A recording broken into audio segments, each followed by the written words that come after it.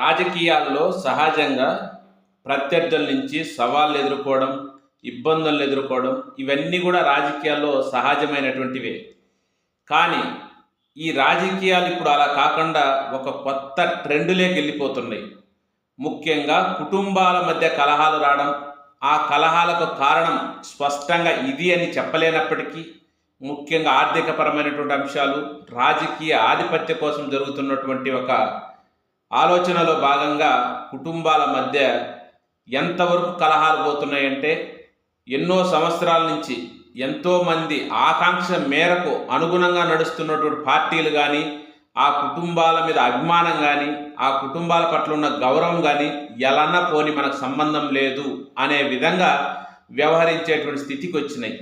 ఇదంతా మనం ఎందుకు చెప్తున్నామంటే, ప్రస్తుతం తాజాగా తెలంగాణలో కల్వకుంట్ల చంద్రశేఖరరావు గారి కూతురు కవిత గారు చేసినటువంటి వ్యాఖ్యలను చూస్తే ఏమాత్రం బాధ్యత లేకుండా ఒక తెలంగాణ రాష్ట్రాన్ని సాధించినటువంటి కుటుంబంగా, పార్టీగా, ఉద్యమ నేతగా కేసీఆర్ గారికి భవిష్యత్తు ఎలా ఉండబోతుంది అనేటువంటి ఆలోచన కూడా లేకుండా ఆమె వ్యాఖ్యలు వెనుక చూస్తే నిజంగా ఇదంతా స్వార్థమే, అన్నింటికంటే వ్యక్తిగత స్వార్థం ముఖ్యము అనే విధంగా మనకు అర్థమవుతుంది.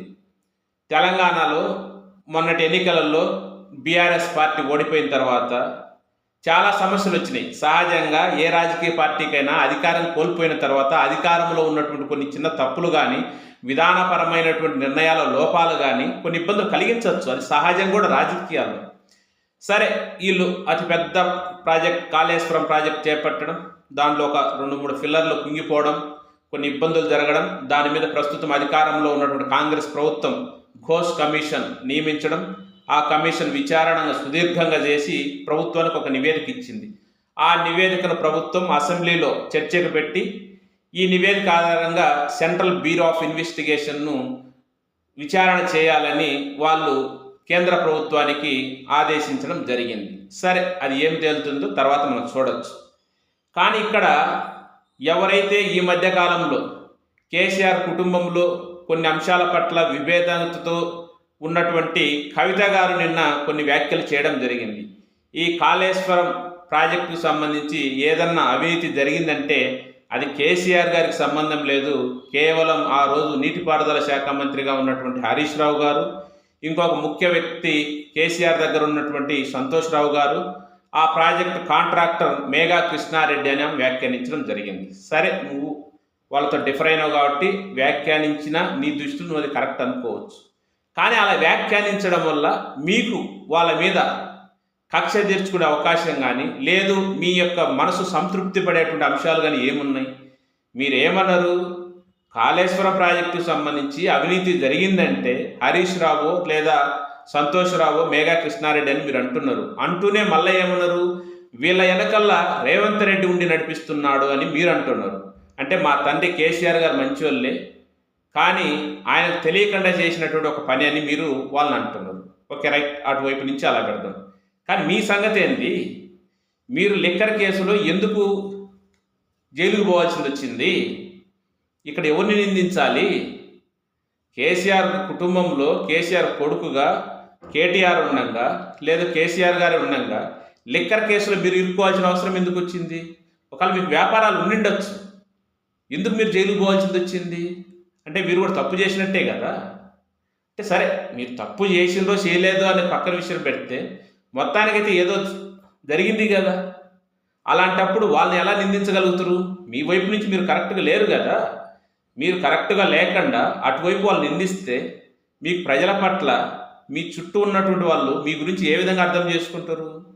పోనీ నువ్వు రాజకీయంగా విభేదిస్తూ స్పష్టమైన విధానం ఏమన్నా ఉందా? ఎటు బీఆర్ఎస్తో కానీ వాళ్ళ కుటుంబం, అదే మీ తండ్రి గారి కుటుంబంతో కానీ మీరు మళ్ళీ కలిసి ముందుకు నడిచే అవకాశం లేదు. కాంగ్రెస్తో కలుస్తారా?